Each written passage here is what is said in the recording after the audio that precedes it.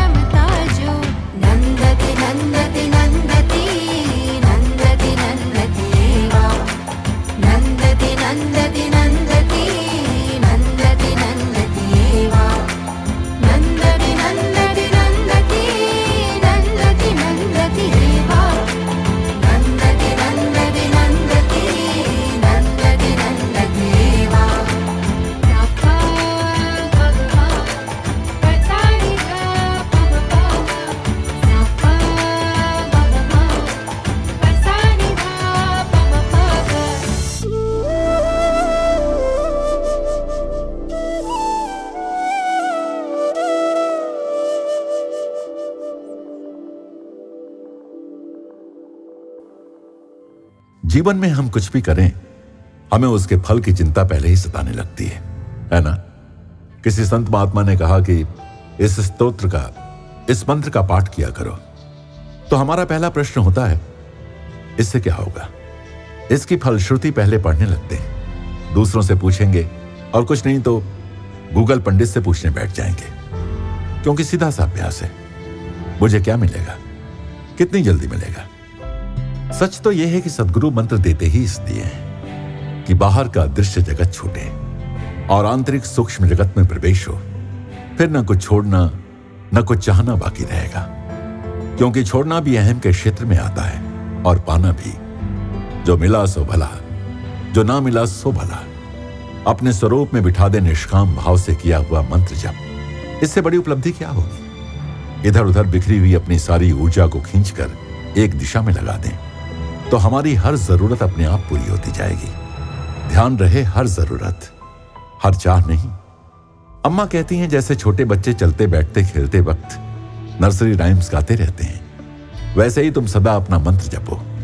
उसका फल तुम्हें नहीं दिखाई देता, तब भी उसका फल होता अवश्य है। भगवान नाम जप एक दवा जैसा है, जिसके साथ ऋषि मुनियों ने कुछ पथ्य बताए हैं। उनका समुचित पालन करें तो हमें फल भी अवश्य मिलेगा। प्रेम स्वरूपी और आत्म स्वरूपी आप सभी को नमस्कार। ശിവൻ ത്യാഗരുടെയും സന്യാസികളുടെയും ഈശ്വരൻ ആണ്. യാതൊന്നും സ്വന്തമല്ലാത്ത ഭിക്ഷുവിനെ പോലെ ആണെങ്കിലും ശിവൻ അനന്ത കല്യാണ ഗുണങ്ങളുടെ ഇരിപ്പിടമാണ്. ആശ്രയിക്കുന്നവർക്ക് സർവ്വ ഐശ്വര്യങ്ങളും കൊടുക്കുന്ന ഉദാരശീലനാണ്. मन की शुद्धि और एकाग्रता के लिए ईश्वर प्रेम से बढ़कर कोई साधना नहीं। ईश्वर ज्ञान और त्याग वैराग्य की मूर्ति है। त्याग यानी 24 घंटे कर्म करना नहीं, धर्मानुसार जीना त्याग है। सॉफ्टवेयर कंपनियों में काम करने वाले लोग हैं जो देर रात तक काम करते हैं। कई लोग तो वहीं सो भी जाते हैं। जुनून के चलते कंपनी के लिए काम करते हैं, उसे त्याग नहीं कहेंगे। पैसा कमाने के लिए दिन रात काम करने को त्याग नहीं कहेंगे ना। नींद का त्याग करके निस्वार्थ सेवा करना, वो त्याग कहलाएगा। अपनी नींद त्याग कर किसी की सेवा करना ज्ञान पर आधारित त्याग है। माँ बच्चे को साफ करती है, नर्सें भी करती हैं, कभी तो डॉक्टर भी साफ करते हैं। मल मूत्र डॉक्टर भी करते हैं कभी कभार, लेकिन परिस्थिति ऐसी होती है कि उन्हें घृणा नहीं होती। अम्मा जब पहले सेप्टिक टैंक की सफाई करने निकली तो कोई तैयार नहीं था। सेप्टिक टैंक छोटा था, खाली करना आवश्यक था।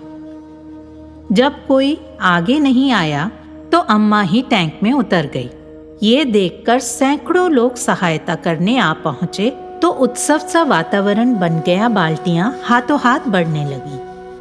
उन सबके चेहरों पर मुस्कान खिली थी। ऐसा आनंद झलक रहा था मानो मोगरे के फूल। उनके हृदय प्रफुल्लित थे, आनंद से परिपूर्ण थे। महा उत्सव। जहां प्रेम है वहां मालिन्य नहीं। शिवजी त्यागियों सन्यासियों के इष्ट देव हैं। यद्यपि वो भिक्षुक की भांति रहते हैं, पर अनंत शुभ गुणों के भंडार हैं। शरण में आने वालों को समस्त ऐश्वर्य देते हैं। किसी के भी बाह्य आवरण पर न जाने का संदेश उनका भिक्षुक वेश देता है। ये वेश परिव्राजक है।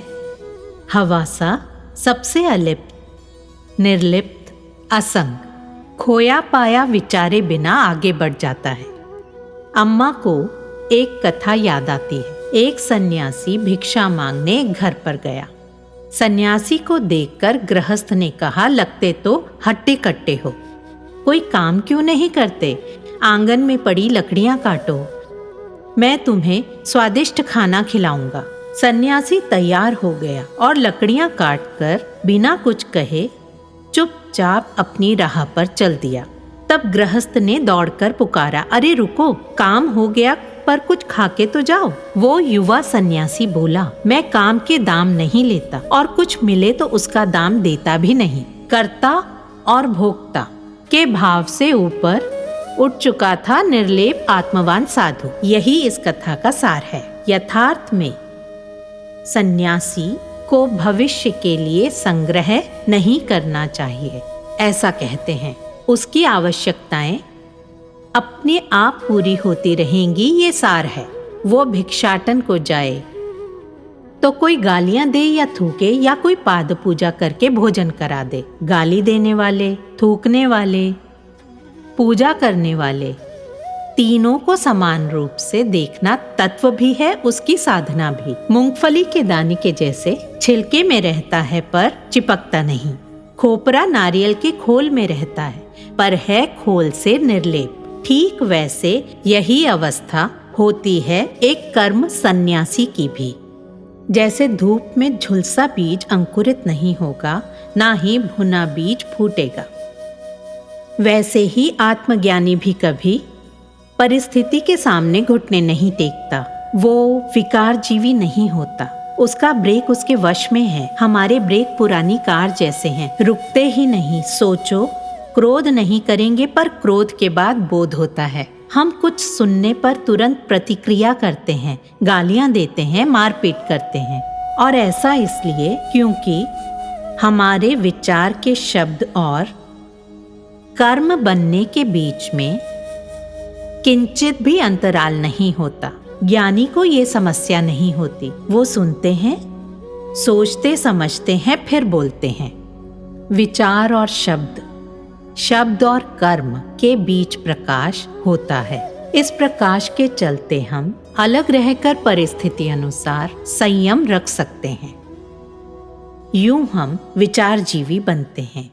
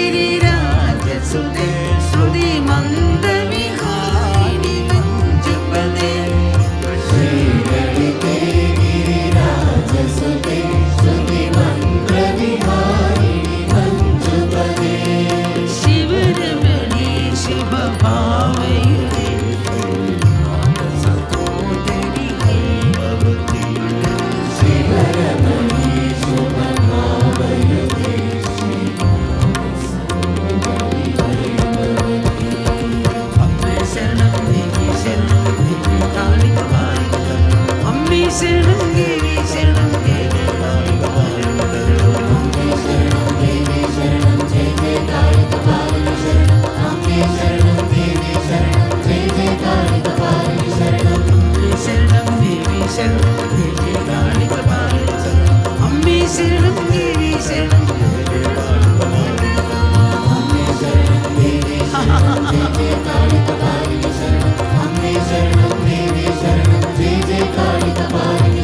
प्रेममयी प्रणतामयी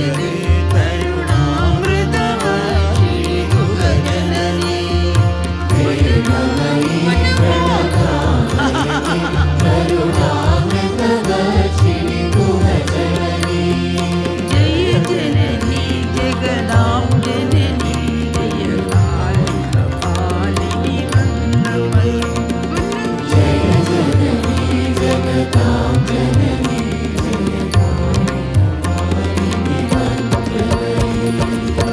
शरणं देवी शरणं देवी काली कपालिनी अम्मे शरणं देवी शरणं देवी काली कपालिनी शरणं अम्मे शरणं देवी शरणं देवी काली कपालिनी शरणं अम्मे शरणं देवी शरणं देवी काली कपालिनी शरणं अम्मे शरणं देवी शरणं देवी काली कपालिनी अम्मे शरणं देवी शरणं देवी काली कपालिनी शरणं अम्मे शरणं देवी शरणं देवी काली कपालिनी शरणं अम्मे शरणं देवी शरणं देवी काली कपालिनी शरणं अम्मे शरणं देवी शरणं देवी काली कपालिनी शरणं अम्मे शरणं देवी शरणं देवी काली कपालिनी शरणं अम्मे शरणं देवी शरणं देवी काली कपालिनी शरणं अम्मे शरणं देवी शरणं देवी काली कपालिनी शरणं अम्मे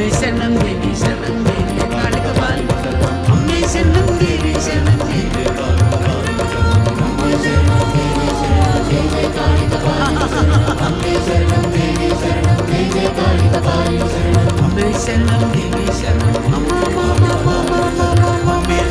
अम्मे शरणं देवी शरणं देवी अम्मे शरणं देवी शरणं देवी काली कपालिनी शरणं अम्मे शरणं देवी शरणं देवी काली कपालिनी शरणं अम्मे शरणं देवी शरणं अम्मे शरणं देवी शरणं देवी काली कपालिनी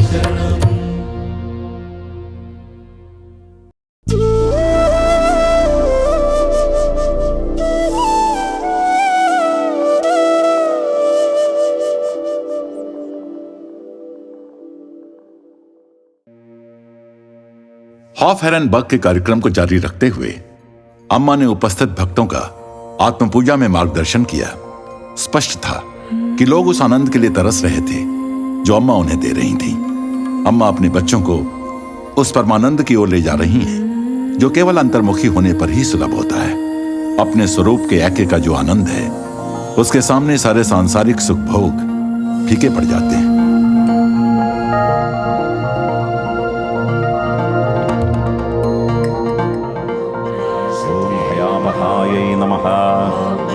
ओम शांभव्यै नमः ओम शारदाराध्यायै नमः ओम सर्वाण्यै नमः ओम सर्वदायिन्यै नमः ओम शांकर्यै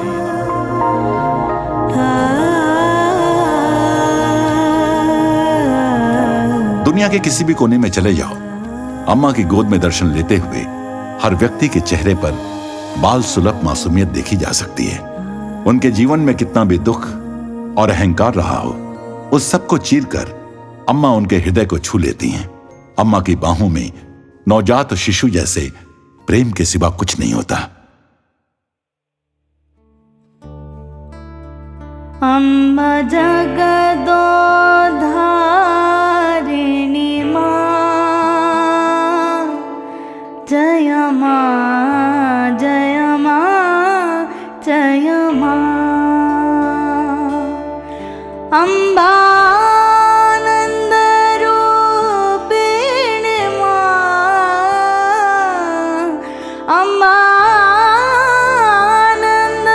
रूपिणी मां, जय मां जय मां जय मां, जय मां जय मां जय मां।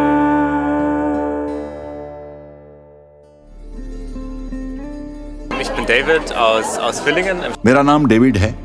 मैं जर्मनी के ब्लैक फॉरेस्ट से हूं और अम्मा से 20 वर्षों से मिलता रहा हूं। अम्मा जहां जाएं वो स्थान सुंदर हो जाता है। अम्मा के स्नेह पाश का अनुभव अनोखा होता है, अनूठी शांति भरा। इसीलिए मैं हर साल आता हूं। अम्मा इतनी देर तक कार्यक्रम स्थल पर बैठी रहती हैं, अपने प्रेम की शक्ति के चलते। अम्मा हम सब के लिए एक महान आदर्श हैं। अम्मा एक नए सिरे से उभरती पीढ़ी को प्रस्तुत करती हैं। मैं अम्मा को पूरी तरह से तो नहीं समझ पाया हूं, पर देखा है जिसे चाहिए उस तक अम्मा सहायता पहुंचा देती हैं। प्राकृतिक आपदाओं के समय भी अम्मा कितना देती हैं, क्योंकि वो हर एक दिल को समझती हैं।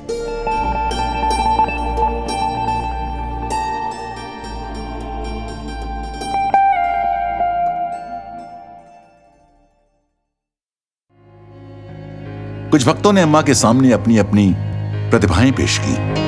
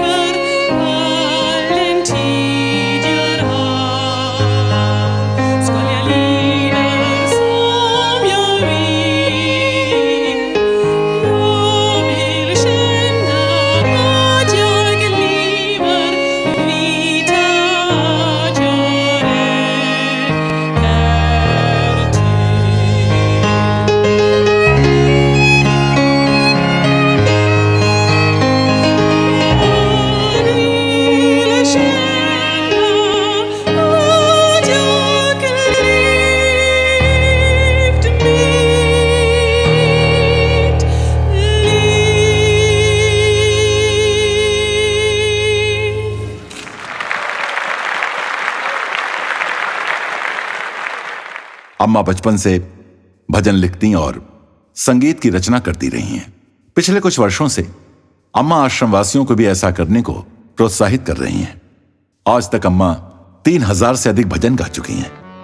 अम्मा से प्रेरणा पाकर जर्मनी में रहने वाले कुछ बच्चों ने भजन लिखे और वर्ष भर अम्मा के साथ गाने की प्रतीक्षा करते रहे। उनकी इच्छा पूर्ति के लिए लंबे दर्शन की समाप्ति पर अम्मा ने उनके साथ उनके भजन गाए।